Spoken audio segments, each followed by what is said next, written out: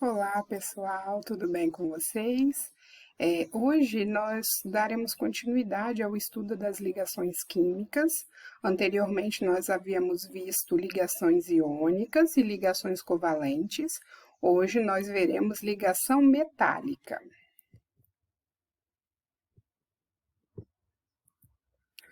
O que esses três objetos que estão aparecendo para vocês aí na tela têm em comum?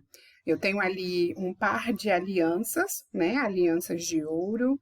Eu tenho ao lado das alianças de ouro a pirita, que é chamada de ouro dos tolos, principalmente na época do Brasil colônia, né, com a exploração do ouro aqui no nosso país. Muitos encontravam a pirita e achavam que era ouro, ela até parece por causa do brilho, mas na verdade não é ouro, é uma substância, é um mineral, né, que se parece muito com o ouro. E não é da época de vocês, mas antigamente usava-se muito amálgama de prata e mercúrio para a obturação dos dentes. O que esses objetos têm em comum? Vamos pensar? Todos aqueles objetos anteriores, eles têm algo em comum e nós veremos ao final desta aula. Para a gente poder falar a respeito de ligação metálica, inicialmente nós estudaremos as evidências experimentais. Por quê? O que nós temos para as ligações metálicas não é uma descrição exatamente correta, né, de como essa ligação se forma, né? Nós temos um modelo. Então, a partir das evidências experimentais, principalmente com relação à corrente elétrica, sendo a corrente elétrica, então, um fluxo ordenado de elétrons, ou seja, eu pego todos os elétrons e coloco todos eles no mesmo fluxo, numa mesma direção. Então, quando eu tenho alguns objetos metálicos, o que acontece? Essas substâncias, elas, né, se é aplicado um campo eletromagnético, né, nas extremidades, eu consigo ver a passagem de corrente elétrica.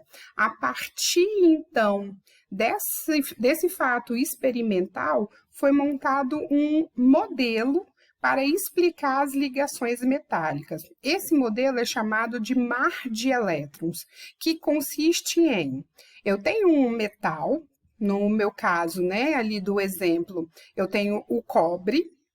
O cobre, então, ele perde os seus elétrons da camada de valência, né? Lembrando que os metais, eles exercem pouca influência, né? Pouca força de atração nos elétrons da camada de valência. Eles perdem, então, os metais, esses elétrons da camada de valência, forma-se cátions, né, que são as espécies que perdem elétrons, e esses elétrons, eles ficam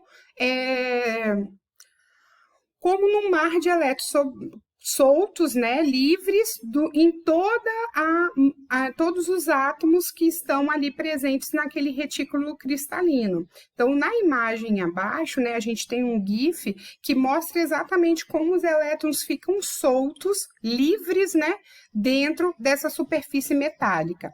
Esse modelo foi chamado de mar de elétrons e é o que a gente usa para explicar as ligações metálicas. Então, o que é uma ligação metálica em si? Ela vai ocorrer quando eu tiver algum metal, né, seja qualquer metal. Então, lembrando lá de classificação da tabela periódica, todos os metais, né, quando formam a sua substância simples, eles têm ligação metálica e também quando forma-se ligas metálicas, que a gente vai ver um pouquinho mais na frente. Então, como é formada essa ligação metálica? Forma-se o cátion daquele metal e os elétrons, eles ficam soltos, né, nesse retículo cristalino. Então, o retículo cristalino, que é a forma com que os compostos metálicos estão, é parecido com os compostos iônicos, que também formam retículo cristalino. E a teoria de octeto, ela não é satisfatória para explicar esse modelo do mar de elétrons, tá? Então, é uma explicação à parte do que a gente tem visto para a teoria de octeto, principalmente falando de ligação iônica e ligação covalente. Então, como é formada uma ligação metálica? Esses metais eles podem ser iguais para formar substância simples daquele metal, ou eles podem ser diferentes para formar uma liga metálica. Se eles forem iguais, né, esses metais eles têm poucos elétrons na camada de valência, então eles tendem a formar cátions, né? Há uma liberação parcial desses elétrons, e aí forma-se, então, a substância simples. Por exemplo, ferro. Se eu tiver uma substância que é só o ferro, então todos os átomos ali dentro são de ferro, eu vou formar os íons de ferro, pode ser o 2+, ou 3+, e os elétrons vão ficar soltos no que a gente chama de mar de elétrons. As ligas metálicas. As ligas metálicas são formadas quando eu tenho 2 ou mais elementos com uma predominância de elementos metálicos, né? Então, ali a gente tem alguns exemplos. O ouro, o latão, o bronze, o aço, o chumbo, alumínio, cobre, né? Como foi no meu exemplo anterior, ferro, a prata, ou qualquer outra liga metálica. E, além disso, o mundo, né, da ficção, principalmente, né, dos super-heróis, eles também criaram algumas ligas metálicas, e por isso que eu achei interessante trazer para vocês o adamantium, que é da liga metálica do martelo do Thor, que é da Marvel, né? Mas outros super-heróis também têm algumas ligas metálicas, né? Então, eles usam das propriedades das ligas metálicas também no mundo da ficção. Algumas propriedades, então, das ligas metálicas. Elas conduzem muito bem o calor, conduzem a eletricidade, né? Por exemplo, os fios que nós usamos nas nossas residências são de cobre, né? Então, uma liga metálica do cobre. Eles podem formar fios, eles podem formar lâminas, né, que a gente vai ver um pouquinho mais para frente o que isso significa. Eles são sólidos e apresentam um brilho metálico. E, além disso, eles têm altas temperaturas de fusão e ebulição. As ligas metálicas, então, elas podem formar lâminas e fios, e essas propriedades são chamadas de ductibilidade e maleabilidade. Por quê? Eu tenho uma organização dos átomos, então fica fácil fazer um corte na mesma direção em que os átomos estão formados, tá? Então, por isso, essa capacidade de formar fios e formar lâminas. Claro que não são todas as ligas, algumas têm maior capacidade, outras menos, tá? Então, por exemplo, para formar fios, a gente sempre vai pensar no cobre. Para formar lâminas, a gente pode dar o exemplo do ouro no experimento de Rutherford, modelo atômico, que ele usou uma finíssima lâmina de ouro, na ordem de 10 a menos 4 centímetros. Então, era uma lâmina muito fina de ouro. Exemplos de ligas metálicas, a gente tem o aço, que é a composição dele, em sua grande maioria, é ferro-carbono. O aço inoxidável, que é o aço mais cromo e níquel.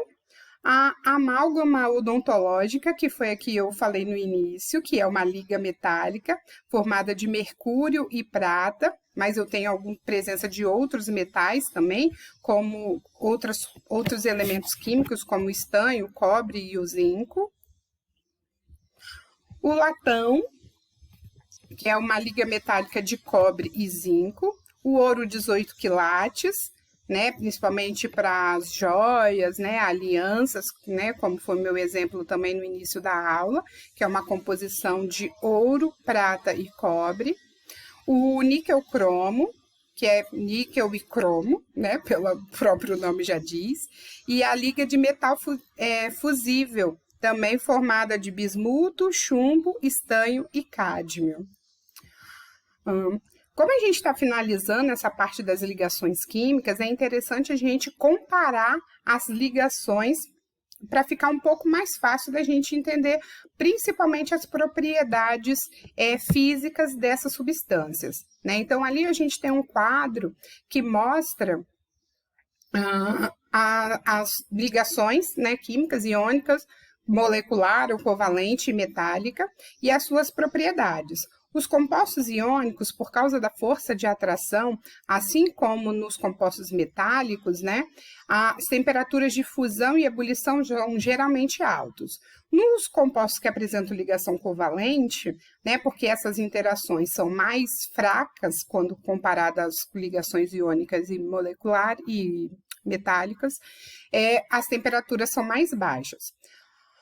Por causa também dessa força de atração, os compostos iônicos e metálicos, eles são sólidos à temperatura ambiente e já os moleculares podem ser sólidos, né, mas com baixas temperaturas de fusão, e líquidos ou gasosos. E com relação à condução de corrente elétrica, a ligação metálica conduz corrente elétrica tanto no estado sólido quanto no estado líquido, não tem problema nenhum, sempre vai conduzir corrente elétrica por causa do mar de elétrons, né, que é o modelo que explica a ligação. Os compostos iônicos, eles não conduzem corrente elétrica no estado sólido, porque os íons estão presos no retículo cristalino, porém em solução aquosa, né, e também no estado líquido, há uma mobilidade maior desses íons, então conduzem também corrente elétrica, e os compostos moleculares não conduzem, em sua grande maioria, nem no estado sólido, nem no estado líquido. A gente tem a exceção do carbono grafite, né? Então, o carbono grafite, ele conduz-se corrente elétrica no estado sólido, tá certo? Pessoal, terminamos a nossa aula, até a próxima!